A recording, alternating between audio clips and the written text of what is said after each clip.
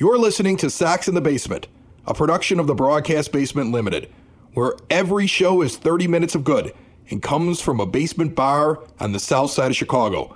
Pull up a stool, pour a cold one, and join us right now for Sox in the Basement. Heard everywhere podcasts can be found, and always at soxinthebasement.com. I'm going to avoid all talk about how poorly run the rate is run. That's what I'm going to do on this show today. I'm going to make you a promise. I yelled about it for 2 shows. I think I made my point.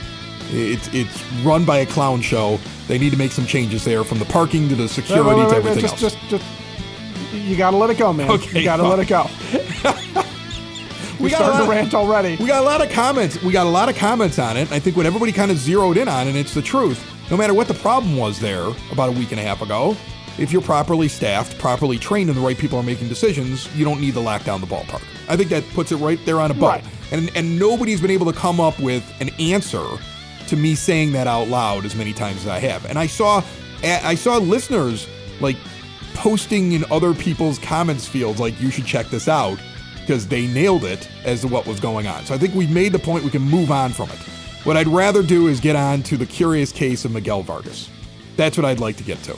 Because we are also hearing a lot from listeners that you may need to change your stance on Miguel Vargas because you were ready to throw him off this team in spring training, after the first month of the season, and it's 100% true. I looked at a guy who had 81 straight games, a whole first half with the Dodgers. They were his team. He was their prospect. They had big plans for him. They tried everything they could, and he couldn't muster up an average over 180. He's a lifetime under 200 hitter. Then they turn him into a platoon player. They're barely using him, and then they just throw him in a deal and send him off to the White Sox, and they probably lit cigars, poured some scotch, and laughed about it. And that's how it felt. And then he gets here. He has a terrible back half of last season. He has one shining week in spring where we actually said, well, maybe they figure something out. Then he gets to the season, he's terrible. And now, supposedly, there's been enough of a change in his swing. The White Sox have actually developed a player. That's what I have to believe now. If this is real, the Chicago White Sox, and I'm telling you, this is the second craziest thing that I've said in the last month, after the Pope is from Dalton and he's a White Sox fan. That's the craziest thing I've ever uttered in my life. Right. That you can't top that, really. No, you can't top that, okay? That the White Sox are God's team. But maybe because the White Sox are God's team, heaven has shined down upon us and allowed the White Sox to actually develop a hitter. Is that possible? Did the White Sox take a guy that the Dodgers couldn't fix and fix him? If you look at the stat, and I'm going to lay down the stats. He's player of the week, by the way. And I'm going to lay down. Who would have thought that? Nobody would have thought that. And I'm going to lay down the stats real quick just to set the base here as we start this discussion about Miguel Vargas. If you look at Miguel Vargas for the season, not in a microcosm of the last month, but for the season. If you look at all the White Sox stats for the season, Chase Meidroth and Miguel Vargas, of the guys that have had everyday playing time, because Corey Lee only had 15 at-bats before he was injured. Mike Tauchman, 10 at-bats outside of injuries. So the guys who have actually been out there playing, 84 at-bats for Meidroth over 25 games, 163 at-bats for Vargas over 45 games. Meidroth has the highest OPS at 732. He's hitting 286. Vargas is right after him. Well, actually, he's tied with him at 732. His average is 239. So you got two guys sitting up at the top, 732 OPS as we sit here and we talk. Remember at the beginning of the season, I said, wouldn't it be amazing if we could just get a few of them over 700? Because we couldn't even do that last year. Wouldn't that be amazing? Right. These are the only two guys doing it. Chase Meidroth, because he gets on base at a 375 clip. He's got a 375 on base percentage. And Miguel Vargas, as you've mentioned on the show over the last couple of weeks, has started taking walks and been more patient at the plate. His on-base percentage is 321. His slugging's at 411. And the average is coming up because he's getting more hits. He leads the team in home runs. That's over the whole season. That's not me looking at a microcosm of the season. He's literally tied to be the best hitter on the White Sox using the whole season at this point. Now, some of it is because the White Sox are a terrible team. 732 OPS shouldn't be the highest mark on a team. It shouldn't be. It's just above league average. But these are the White Sox. So he's still a bright spot. Then you take a look at the last 30 days, and you see a guy hitting 318 with a 384 on-base percentage, a 580 slugging percentage. All 6 of those home runs are within the last 30 days. 15 RBI over that time, a 964 OPS, 28 hits over 88 at-bats in 24 games. And he's a star. And he's the only true bright spot on the team. I mean, Mydroth, again, I'll mention him over those 30 days, 293 with a 766 OPS. But after that, of the guys getting regular playing time, those are the 2. And Vargas is well above. So in a terrible season, he is the brightest light in the darkness. And it's something I have to admit that I could never have imagined, Ed. Well, and there's 2 things that go into this. One is they did make swing adjustments. You referenced it. They have been trying to get him to raise his hand so they can get higher. He can get better leverage on the high stuff, which was causing him problems before. And it's showing because the power's up too. I mean, don't forget, he also leads this team in doubles, which is it's not a stat that we focus on, but it's a good sign that somebody's putting a hurting on the ball, right? Because they're not just getting singles. That's one of the issues we have kind of with Edgar Caro, who is, basically your 3rd best hitter right now, but his OPS is pretty low because the slugging percentage is pretty low because he's just getting base hits, right? And Chase Mydroth is kind of just getting base hits, but he gets on base at such a phenomenal rate. Vargas is doing both. The other thing is, when you talk about development, reading up on it, you can go back and you can look at articles where Dave Roberts is talking about the fact that they're trying to adjust Miguel Vargas' swing. They can see what the issues are, but he's pressing. They got to keep him fresh. There's all sorts of things. There's all sorts of explanations. And I know some of that is just manager talk and front office speak for, we don't know how to fix this guy. He should be better than this. But the fact is that there's no pressure on Miguel Vargas to do anything other than go out and be a good hitter right now and be a good player right now. The White Sox aren't winning anything. He's not going to cost him a game if he goes over because, frankly, the rest of the team's going to go over. So what does it matter if he does? And he's got to hear the criticism too, right? I mean, these guys don't live in a bubble. Oh, sure. They know when people are saying that they suck. And it wasn't just us. Loud and clear across all of the White Sox landscape, people are like, this guy sucks.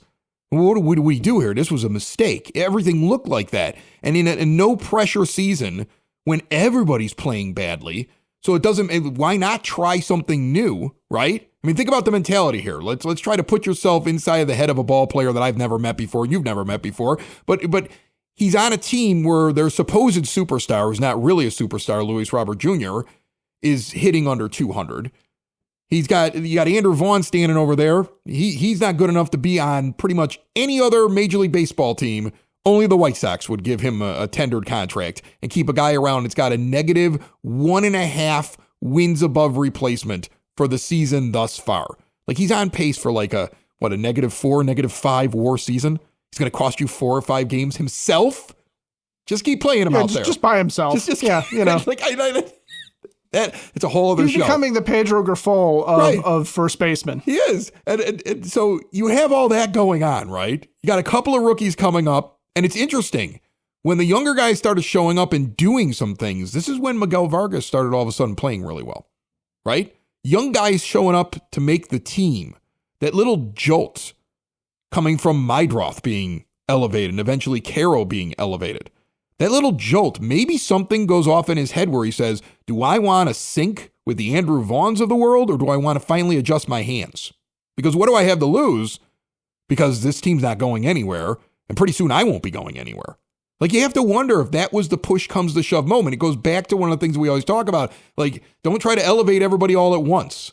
When a guy like Mydroth is ready, get him up here. When a guy like Caro's ready, get him up here. You need that healthy attitude. You need those fresh faces. And then you need to reward those fresh faces when they perform well, play them, and start showing that performance equals more playing time, shows that your career can go on a different trajectory, and maybe you should listen to your coaches. And there's been a little bit of that, and all of a sudden you have a Miguel Vargas leading this team at the plate. Yeah, it's it can't be overstated that this does coincide with additions to the lineup, okay? And that's what I'm going about the pressure. If you think about him in the Dodgers lineup, when he was called in to basically be their starting second baseman, he was called up as an injury replacement, and he's not a guy that the Dodgers necessarily wanted to put pressure on, but he's a guy that had a lot of pressure on him. Ton of expectations out there, a team that is World Series bound, and they need production. They need a guy that can step in, play whatever position they play him in, and just come up and be a contributor. But coming up and being a contributor in the Dodgers lineup means getting on base, means having a high batting average, means putting them out of the ballpark, means being a good all-around hitter. They don't carry bad hitters on that team very easily or very well because they're a superstar lineup. So you put the pressure on you to keep up with the Joneses. If what you're doing is sitting there saying, okay, look, I've been around this, all right, I know what these guys are going through, and I can see how Chase Mydroth is producing, and I can see how Edgar Caro is producing. And again, remember, those guys aren't hitting the ball out of the ballpark. They're just making solid contact and getting on. When you see two things that Vargas is doing that mirrors Caro and mirrors Mydroth, okay, one is being selective at the plate. Vargas is 1-to-1 as far as walks and strikeouts in the month of May, okay, 6 walks, 6 strikeouts. That low amount of strikeouts is important. It means he's putting the ball in play. Chase Mydroth does that exceptionally well. Edgar Caro does that exceptionally well. Trying just to hit the ball hard. Caro is one of the leaders on this team in terms of hard hit rate and barrels. Okay, he hasn't put it on the ballpark. He doesn't have seemingly have the launch angle or the swing for it yet, but he's hitting the ball hard whenever he hits it. You can see that by the amount of ground balls he gets through the infield. They are stung, you know. And what's Vargas doing? He's hitting the ball really hard, and it's going out of the ballpark. He's got some loft in his swing. He's got the ability to hit doubles and home runs because that's what's there. And he's able to attack the high stuff if that's what they wanted him to work on. So laying off the bad pitches, attacking the stuff that he can get up and out, it's a good recipe for success. And what is he doing with that? He's just sitting there saying, okay, look, I can see how these guys are handling it. When he comes here last year, who on earth is playing good baseball when Miguel Vargas shows up after the trade deadline?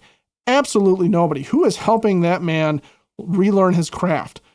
Absolutely nobody. The coaching staff was abysmal. The players around him had all given up. The locker room, I don't know, we would always hear the chemistry was good, but the fact is that everybody was playing for their livelihood and nobody was succeeding. Okay? It's really just one of those things where I think we can believe in this a little bit because you can ignore pedigree to a certain degree, to a certain point.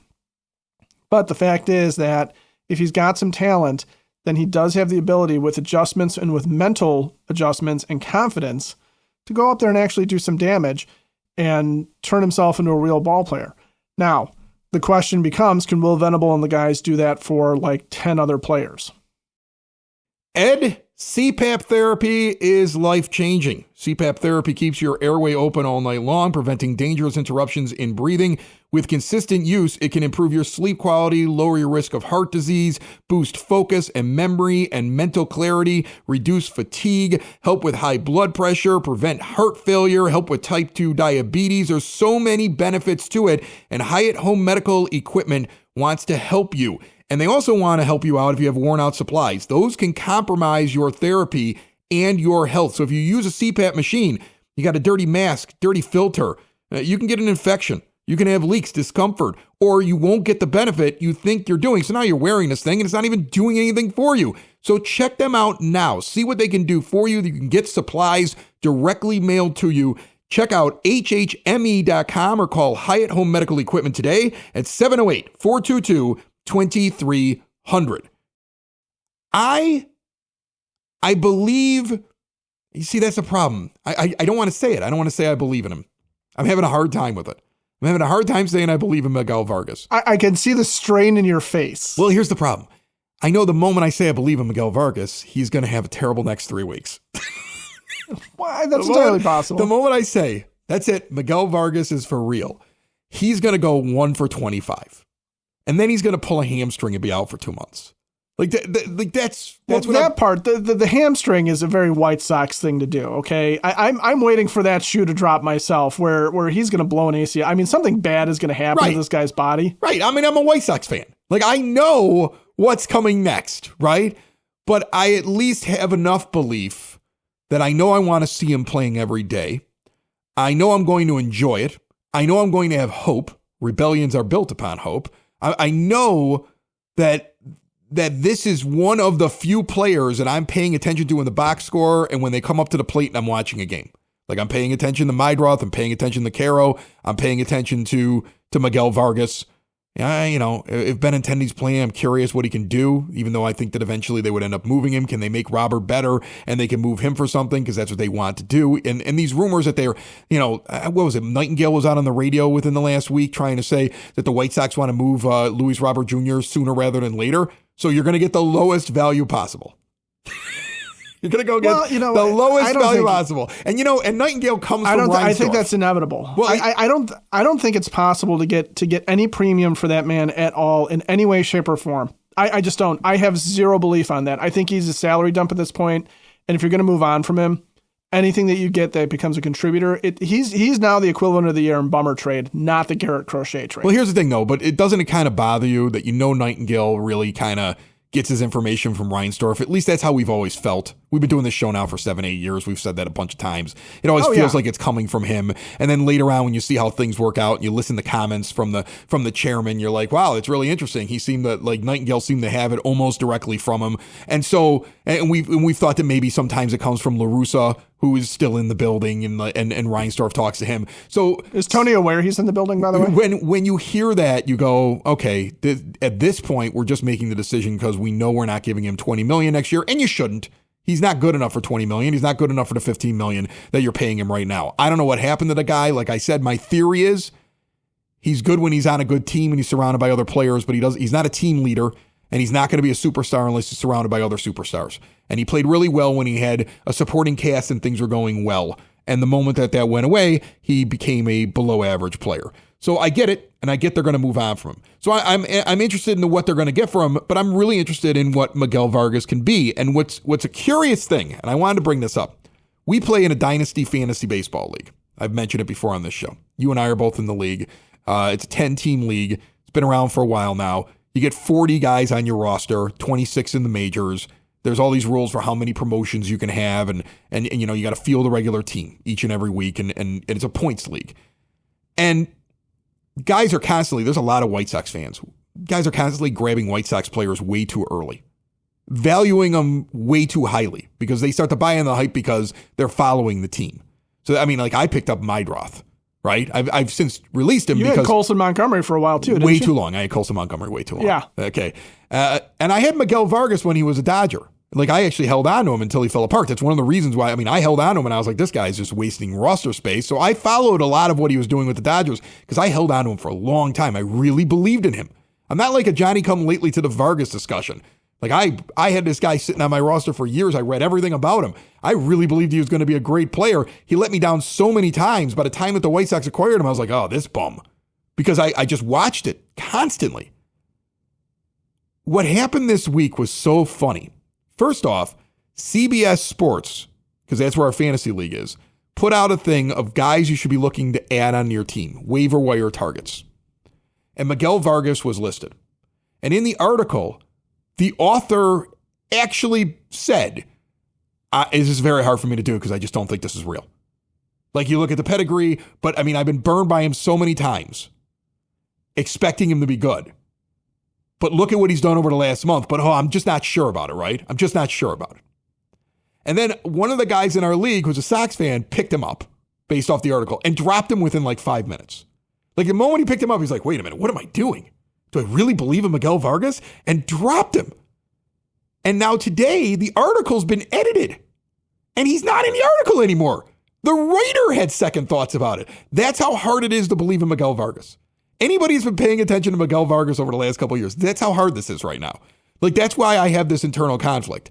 He is playing great. He's the best hitter they have on the team. He's the most productive. He's the guy who's leading the team in home runs. He's leading the team in doubles. He's at the top of OPS. His average has gone up almost basically 100 points in the last month. He's hitting over 300 over the last 30 days. He's changed his swing. He's young. We have control of him. He's player of the week. And like, I have the same feeling, I think, as that writer, the same feeling as the guy that was in our league that picked up and dropped him. He's eligible at 3 positions in fantasy, including outfield, first base, and third base right now. Like, that's a player you would want to have on your fantasy baseball team. Nobody's picking him up. If you look at the rankings for players that are in the player pool right now in our league, and you look at the last 30 days, he's the most effective hitter for anybody looking for extra hitting on their team. Nobody's picked him up. An entire league of people, a writer that changed his story, everybody, us here on the show, it's so hard to say, okay, I believe in this. But man, I'm watching it. I'm watching it. I'm enjoying it. And like I said 2 months ago, I want to be wrong about him. I really want to be wrong about him. I want people to mock me at the end of the year when he's comeback player of the year. That's what I want. Right? Like I want to be mocked openly online. That's what I want as a fan. I want to be so wrong about him. And I'm starting to feel like I might be wrong about him, but I can't verbalize it. I just can't bring myself to do it because I know the moment I do that, even if this is God's team, even if this is the Pope's team, where I think they put a plaque now on his seat and there's a mural of him inside there's a mural of him inside the ballpark. The Pope will greet you at Guaranteed Rate Field now. A picture of him. Jerry knows how to get the money, man. You're gonna have church-going Catholics now making pilgrimages to go to the mural inside the ballpark, but they're gonna have to pay for a ticket. Maybe there'll be a special mural ticket. You know how they have the giveaway ticket? You don't get to see the game, but you get to see the mural. $10. There'll be a mural ticket, and then his seat is now $17,000 per game. Sit where the Pope's at, $17K. Yeah. Yeah, but that's still only on weekend. It goes up on weekends and premium matchups. Oh, yeah. Premium matchups for sure. Yeah, so against the Yankees, the Pope seat, whew, yeah. It's gonna be a mortgage, my friends. But you get a food voucher and 2 beer vouchers if you get the if you can find an open concession stand that takes them, yes. Yeah, no, I want to believe he's a bright spot. He's a bright spot on a team that's got a lot of just negative spots on it. I mean, Andrew Vaughn is. Well, let's get back to him. What is this? What are we doing with a guy? What are we doing with a guy that's got a -1.5 B WAR? How long are we waiting? God, Tim Elko, can you just start hitting, please, so that you can make their decision for them? That would be nice. Or Austin Slater's back with the team. It'd be nice if Austin Slater got hot and they decided they needed him at first base. It would be nice if Andrew Benintendi came back. I know Mike Tauchman and Corey Lee are coming back, so I don't know if that's an opportunity because you don't really want to send Caro down. You can't really lose Matt Theis. I don't want to get rid of him either. So guess what? One of them should be standing at first base. I mean, it's time. Right. The crunch is here. We're recording on the morning of the 20th. Okay, because our schedules aren't letting us record in the evening before the show comes out on Wednesday. So I know that Lee and Tauchman may be joining the team before the show gets released.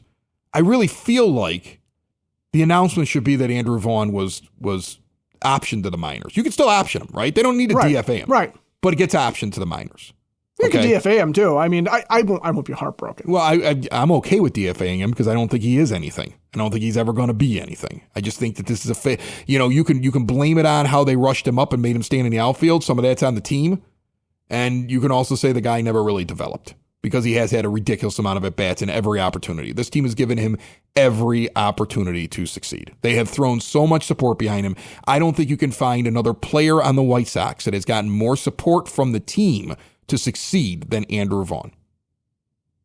And you want to talk about a difference between Vaughn and Vargas too. An opportunity comes up. We've talked about a half season with the Dodgers for Vargas, the back half of last year after the trade deadline, and then the start of this year. How many years has Andrew Vaughn been in the majors? How many years has he been basically an everyday player? 5 years. 5 years. Yeah, 5 years. This is his 5th season, and in his first season, he had 469 plate appearances over 127 games. He has just under 2,300 professional at-bats. He's a -0.2 wins above replacement per Baseball Reference. Miguel Vargas, there could still be upside. Miguel Vargas is 25 years old. Miguel Vargas is still relatively new to the majors, and a change of scenery and a change of swing mechanics and approach can help him. Andrew Vaughn is a veteran. Andrew Vaughn's getting to be an old dude. He is not a core member of anybody's roster in any way, shape, or form anymore. And, he's had way too nice of a run for the White Sox in terms of the amount of rope he's been given. But between Slater, Tauchman, you have Corey Lee coming back. You have good catchers right now in Matt Thaiss and Edgar Caro. Like you said, the roster crunch is here, and Austin Slater was your top free agent target. Don't forget that, for whatever that's worth. But when you're looking at who should go on this team, you can make the claim that Josh Palacios should go. Yes, he should go. They seem to really like him. They really do. I don't know why. I don't know why. Michael Taylor has not really done enough to warrant sticking around. You can make the argument that he could go. But really, the name that we keep coming back to, and I imagine Tim Elko is probably a candidate to be sent back down to the minors because he isn't hitting. No. But the name we always come back to is Andrew Vaughn, because we know that he doesn't have any trade value. We know that he's not a guy that is going to likely get better. And unlike Luis Robert Jr., he is also not a guy who had tools, who can sit there and we can sit there and say he's got so many things that he can do well. Luis Robert Jr. is an excellent center fielder. Luis Robert Jr. is among the league leaders in stolen bases, even though his batting average is terrible. And the White Sox view Vaughn very differently. Over his last 5 games, he's been a DH for 4 of them. He's not standing at first base very much anymore. He's not a particularly great first baseman. He's finally starting to touch the 6th spot in the order. You could drop him lower. It's taking taking a long time. He'll get him to 6. Now let's put him back to 5. Okay, let's put him back down to 6. Like it's slowly but surely he's working his way down the order. Who gets that who gets the opportunity to stay in a lineup every day the way that he's hitting over and with his track record? And it took that long to move him out of the middle of the order. He's getting every chance here. And you're right, it's probably Elko that goes down. But I think you got to keep these 3 catchers. I think you got to keep these 3 catchers, and you got to have one of them start standing over at first base. I do too. And Matt Thaiss is a guy who has not always caught. He's a guy that actually has played first base. I put him at first base every day. Right now. Maybe that's what you do. Maybe you send him both. Or him and Slater are a platoon, and then Slater can cover some outfield work as well. There's a lot you can do there to get first base covered, and then the other thing you could do is you could just say, okay, we're going to be patient with Tim Elko. We know he strikes out a lot, but maybe he starts running into a few. Maybe he's the guy that's hitting 2-0 something, but he's putting the ball out of the ballpark, because that would be something, because Andrew Vaughn doesn't quite do that. He'll hit one every now and again, and he'll hit some doubles, but that's the other problem with Andrew Vaughn is it's a premium position where power is the key. Either you've got to be an on-base machine with some power, or you've got to be a 30 to 40 home run guy, and Andrew Vaughn is not that. He's not likely to become that. And I will cut everybody off who sits there and say, but if you look at his underlying metrics, his expected batting average and all that stuff. Yeah, that you use but it never shows up. You use that if the guy is in a 1 month funk. All right, look over his career. He's a replacement level player that sometimes dips below replacement level in terms of his production. He is what he is. He's always going to be that guy. Well, he could be great. He's not. He's just not going to be that guy. You know what? I've spent most of this show having a hard time saying that I believe in Miguel Vargas. I believe in Miguel Vargas a hell of a lot more than I believe in Andrew Vaughn. A hell of a lot more. All right. And I believe in what they're getting out of Thaiss and what they're getting out of Caro and what they're going to get out of Corey Lee upon his return. And that Mike Tauchman is somebody that they're going to want to put out in the outfield all the time. And Austin Slater is somebody I'd like to see more of than Andrew Vaughn. And yeah, Tim Elko maybe doesn't survive this, but I don't know if Andrew Vaughn really should survive it either. Because neither one of them right now, I mean, if you sat there and looked at those 3 catchers, and then you took Elko, who I still think could be something, he's only had a very short time to kind of get acclimated to the majors. I'd rather not give up on him. I'd rather say, okay, that's it for Andrew Vaughn. Because I definitely want to keep all 3 of those catchers. They're producing. You need a little bit of production on this team. And there are people who are like, well, you just DFA Thaiss. And I just don't understand why you would do that. I don't see why you do that. I mean, at the very minimum, you look for somebody who needs a backup catcher or a guy who could potentially be a fallback starter for a team, and you try and get something out of him. But you don't just DFA him, and you certainly don't you certainly don't have a team where you're in a position to give up production for somebody who is not going to produce. And we've seen them give up non-production in Jacob Amaya for non-production in Vinny Capra, but you would have been up in arms, and everybody would have been up in arms if they had brought Vinny Capra in and sent Chase Mydroth down. Right? That does not make any sense. And neither, frankly, does taking a productive left-handed hitting catcher and sending him away just so you can protect a right-handed, not quite powerful, can't get on base, hasn't really defended well, just doesn't have it and hasn't had it over the course of 5 seasons, first baseman. Sox in the basement. Sox in the basement. Sox in the basement. Sox in the Basement. Heard everywhere podcasts can be found, and always on soxinthebasement.com.